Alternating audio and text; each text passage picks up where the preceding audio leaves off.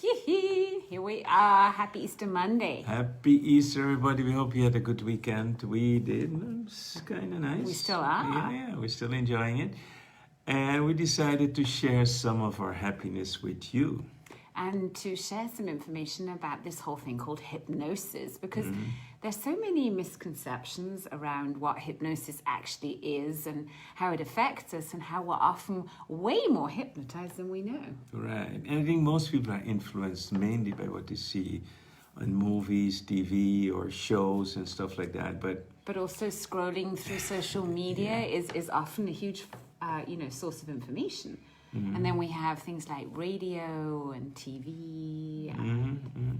And we can tell you that the most information that we have about hypnosis or what we think hypnosis is totally false. So I have a solution. What do you think? I have a few definitions of hypnosis Let's warm up that I would like to share with you as you come in and are with us.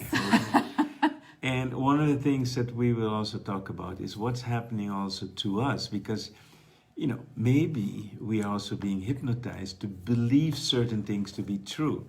And we even had family discussions, and some people are just, I would say, repeating what they hear over and over and over. So repetition is also a way of hypnotizing.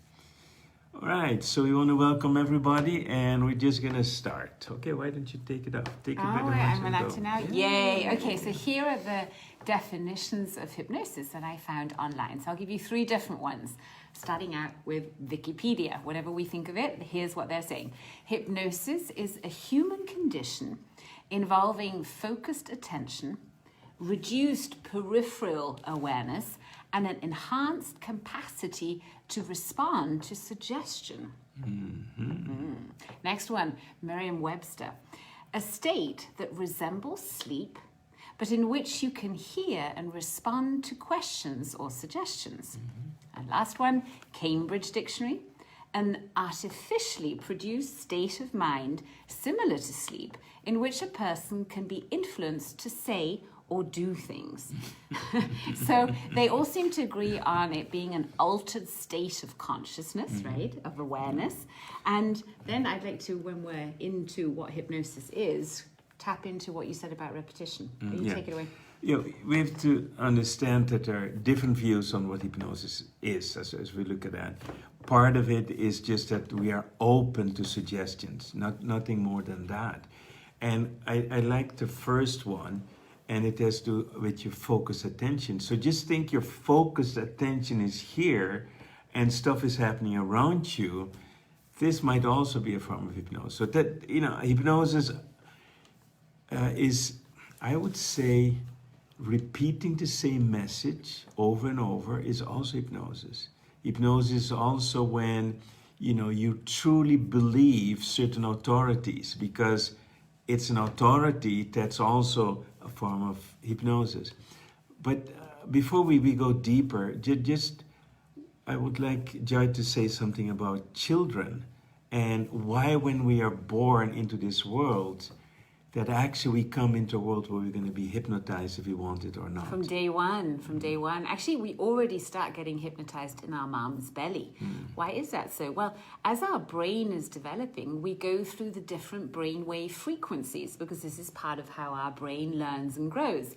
So when we're in our mother's belly, or when we're first born, in the first 2 years of our lives, we're in delta brainwave frequencies. Now, you and I, we can't stay awake in delta usually unless we've had a lot of training in it, because it's usually when we're asleep. Then at the age of 2, children switch into the theta brainwave state. Now still a very, very relaxed brainwave state, and I'll tell you in a moment why that's so important. So theta will stay in there from 2 to 7. So until we basically go to school, or sometimes we even start school earlier, we are in a very relaxed brainwave state of theta. Then we will switch into alpha, still a relaxed brainwave state, where we stay in until we hit puberty. So we notice around 11, 12, depending on when a child hits puberty, their whole brain restructures. They can often have trouble remembering things, they're slightly chaotic, seem a little lost and disorientated. Well, that's because their brain is restructuring. Now, why is it so interesting that children are in such deeply relaxed brainwave states? Well, it has some pros and cons. The pro is that when our brain is relaxed, we learn really easily. But the kind of negative part of it is we're also really open for suggestion. We don't have that conscious filter that is saying, okay, this is something good that I want to let in, or this is something that I actually want to keep out of my unconscious mind. So why don't you say more about that? Right. So that filter, it's the most important thing. And the thicker your filter, the less you believe. So we can subdivide in 3 groups. And you can also call it the critical mind. So there are people who are very suggestible. That's around 1/3 of the population. Then there's another 1/3 that's more skeptical. And there's another 1/3 that some people call dogmatic skeptical. So they're really tough to convince about something. Now, depending on which group you are, it's easier for you to go into what we call a hypnotic state.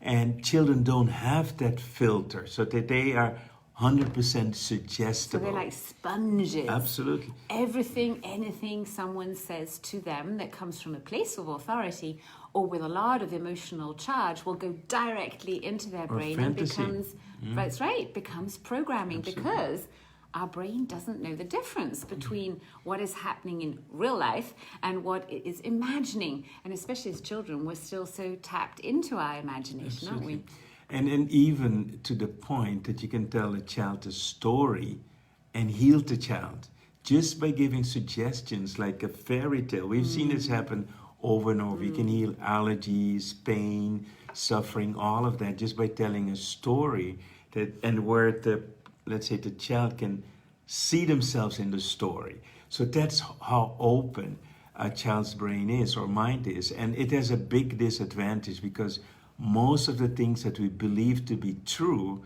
are learned actually before our first 10 years. Well, we're actually often learning from the limitation and not from that state of expansion, because we've kind of started shutting down parts of ourselves along our journey because we think, oh, that's not possible, can't do that, mustn't do that, mustn't do that. So we get all these messages of how many is it until we're 18 of what we can do and can't do. Over 60,000. Right? Right, so you must imagine that we are so bombarded with these negative messages that creates our self-image. That's why so many people feel like not confident, unworthy, not deserving. And that's also the main reason why many people will have money struggles, that they will not be able to go above a certain ceiling. Or hold the money, right? They'll win it and lose it, win it and lose it. So most of our behavior, most of our beliefs are formed in the beginning of our lives, the first 7 years, and that becomes the subconscious mind. And imagine a subconscious mind with a lock on it, right?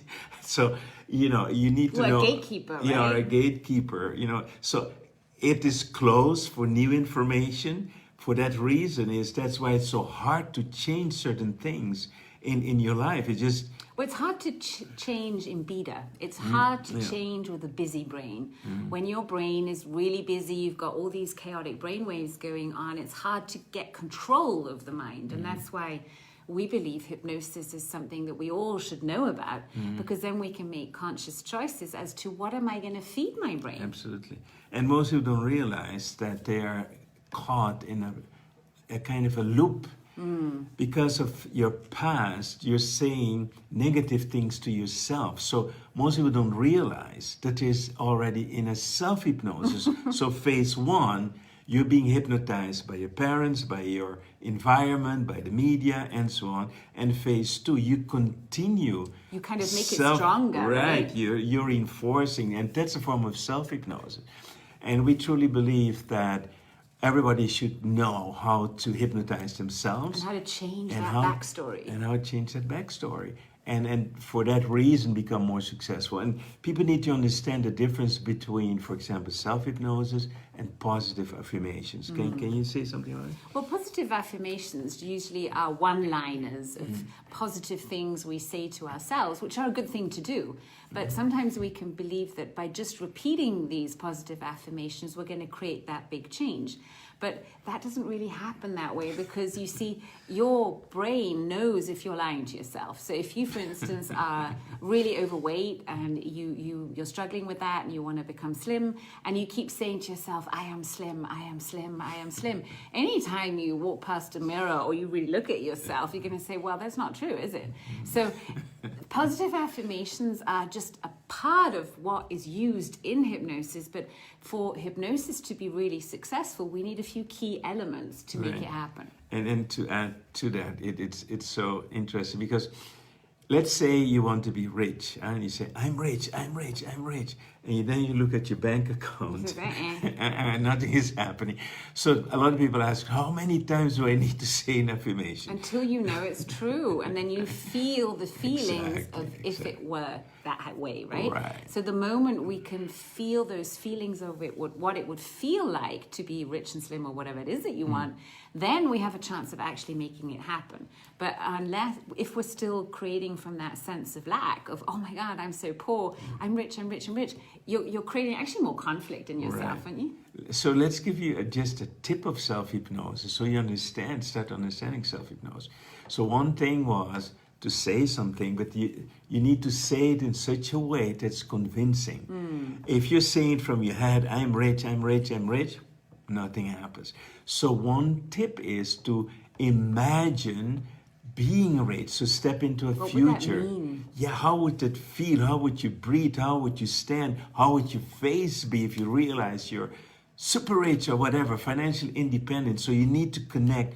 It's like all these feelings in your body. So your body needs to express those feelings, and then you say, I am rich. It's a different experience than when you just say, I am rich. Because it's all just frequencies. It's all about energy. So if you're vibing those frequencies, you're feeling those emotions of that state that you're desiring, then you're like this tuning fork in the universe, and then the universe has to respond, because there's that rule of alignment and... the law of resonance, definitely, right? So, speaking of tuning forks, because I like that. So let's say when you're rich, you have a certain vibration, let's say very fast, and where you are now is vibrating slow, right? You can never be rich. So you need to have both going the same speed, and then you are attracting what you desire. And this was one of the also missing links in the law of attraction, that there were a lot of good tips, but some really most important things is what is called elevated emotions. And we need to practice it every day. Well, one thing I want to discuss, which is a little bit what's going on right now in the media and stuff like that. And we're not going to discuss what is true or false, but we want to discuss with you how it is done to hypnotize the masses, right? So one of the things was repetition, right? Can I say my 5 keys of elements of hypnosis now? You can... Yay! As long as it's about Are they mass interested? hypnosis. Well, hypnosis is hypnosis, right? Mass hypnosis is just hypnosis used on a lot of people. So we have a few elements that we need to have if a hypnotic session or hypnosis wants to be successful. And we've mentioned a few of them, but number 1 actually is rapport. I have to build connection with that one that I choose to hypnotize, whether that is myself or the others. I've got to build that connection. So rapport is number 1. Then we have elements like suspense and shock. So we want to build a sense of suspense that something is coming. And if we then use an element of shock, the unconscious mind opens up and we can get in there. So we have rapport, suspense and shock, and then repetition. Because once we repeat in that relaxed state of mind, we repeat the suggestion and the information that we want to have in there. It's just a question of time for it to just go poof, drop in there, and suddenly a new program is created, because you will feel the feelings as if it were to happen, because your brain doesn't know the difference. So the reality within you becomes stronger than that perceived reality around you. So I think that's really interesting, because these 5 keys elements go back to Milton Erickson, and he was a famous hypnotherapist who did so much research on hypnosis. And now, going back to mass hypnosis, we're seeing those exact elements being used to create this field that is happening right now. So yeah, so if we just take rapport is also when you look up to someone, an authority. So an authority, his words are much more suggestive to you. So if we They're more have, powerful, right? they're much more powerful, but they're also hypnotic suggestion. So because remember, most people are still, a part of them is still a child. So just an authority represent your parents.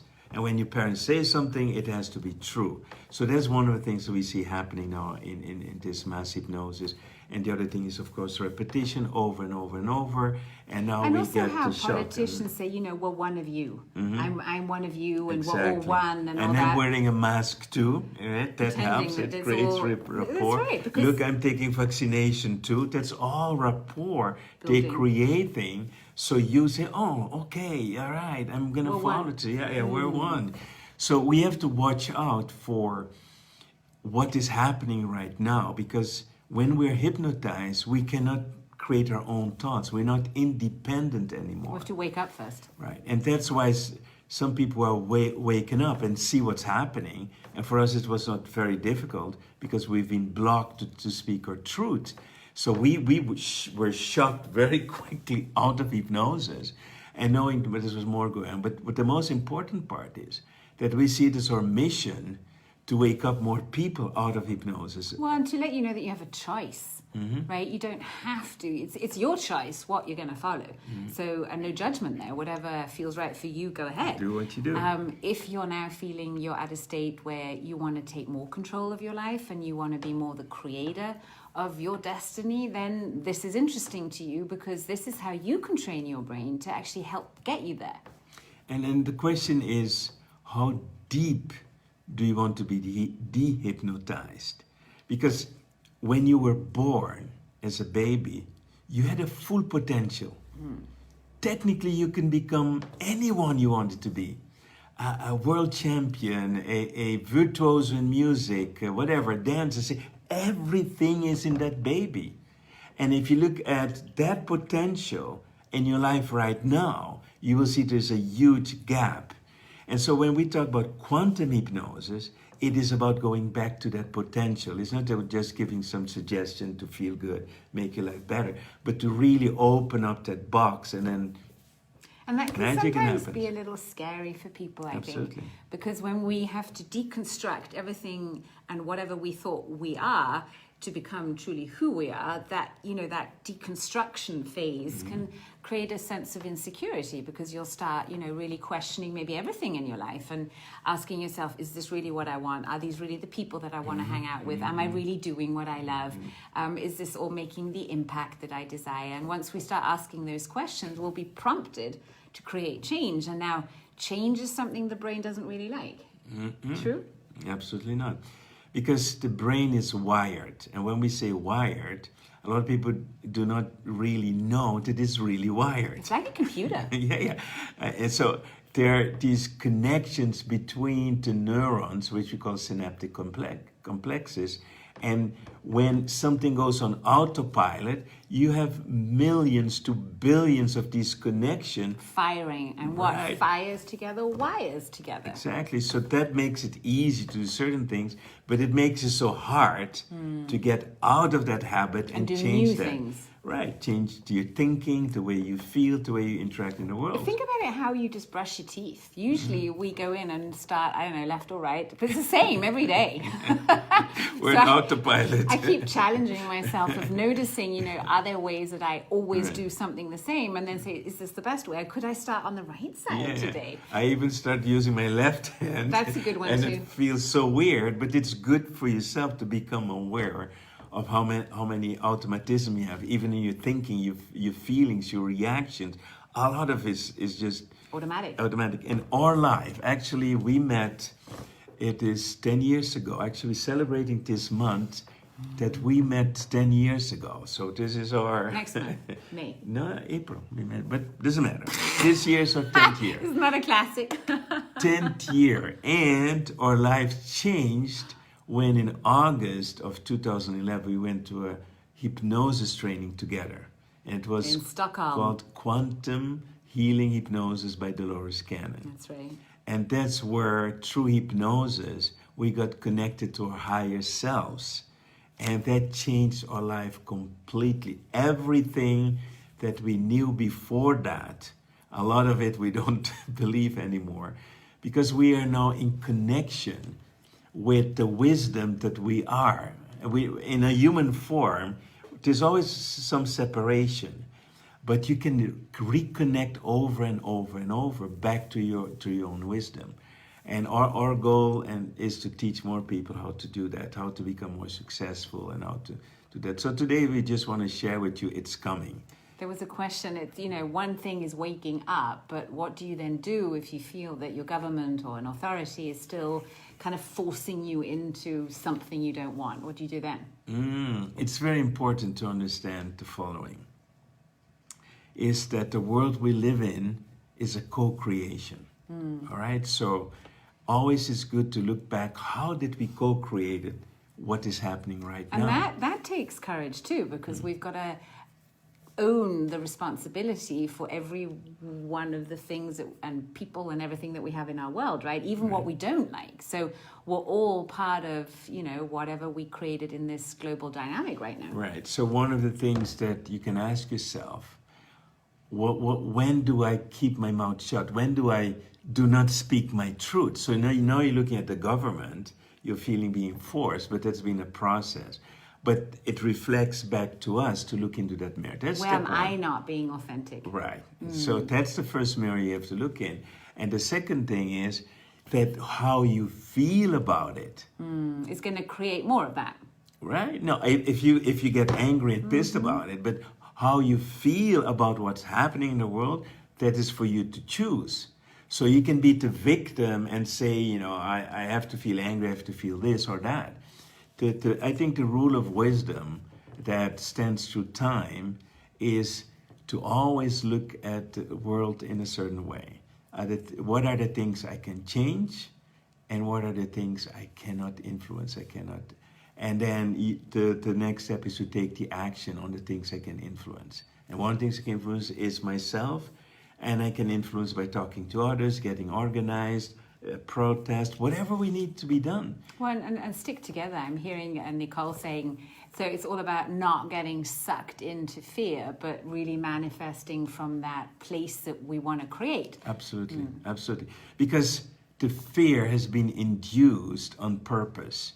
That's the mass hypnosis. Yeah, but that's the shock, and that's the the suspense. Right. Like they're it's always like maybe this next thing is coming, the next lockdown is coming, the next hard thing is coming. We've got these strands of virus coming, so it's the suspense, the fear, right, and the continuous shocking into submission. And keeping you waiting for the next thing. What's going to happen 4 weeks? Are we going to get more freedom or not? Which is huge uncertainty. Right. So our message and our mission is for you to wake up and not allow yourself to go into the fear, not allow yourself to be hypnotized even more. But to hypnotize yourself. To hypnotize yourself. And whatever you choose to do, if you take your vaccination or not, you wear your caps or not, whatever you meat or not, that's up to you to decide.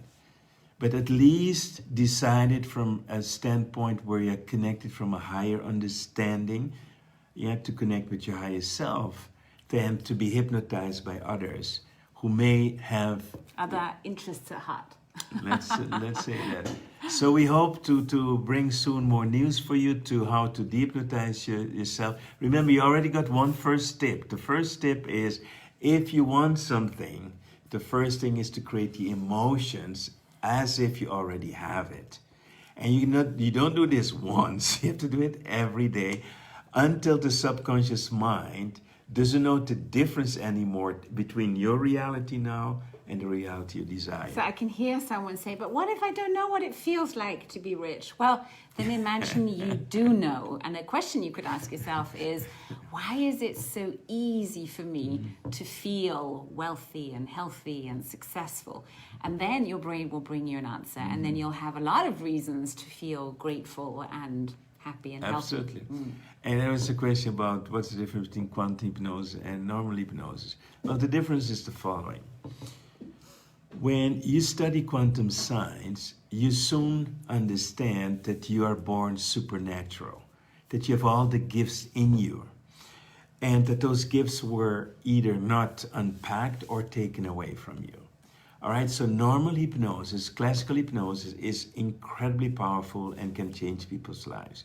But the problem there is that they have limited understanding of the quantum science. What we're adding to hypnosis is what we've learned ourselves, is the quantum science behind everything. And that means that we are all one, we're all connected, all information from the past, present, and futures is right now happening, and we can tap into that. We can tap into the past, we can tap into the future. And that creates a new form of hypnosis that's called quantum hypnosis, at least that's what we're calling it. Mm-hmm. I have another definition. For me, quantum hypnosis is manifestation and hypnosis in creation and collaboration with your highest self and the support of the quantum field. Can you repeat that? Quantum hypnosis for me is manifestation and hypnosis in collaboration with your highest self and with the support of the quantum field. That was a so nice... you're the one deciding, and that's important. Okay, guys, we wish you a great day. Yeah, and stay tuned by signing up to our newsletter at quantummultiverse.world, so you don't miss out on any of our news and the next workshops and trainings we have to offer. And if you forget that, you can always send an email to support@roymartina.com. That might be easy to remember. Quantummultiverse.world. You got this. Multiverse.world. Okay, guys, thank you so much. Bye-bye. See you. Bye-bye.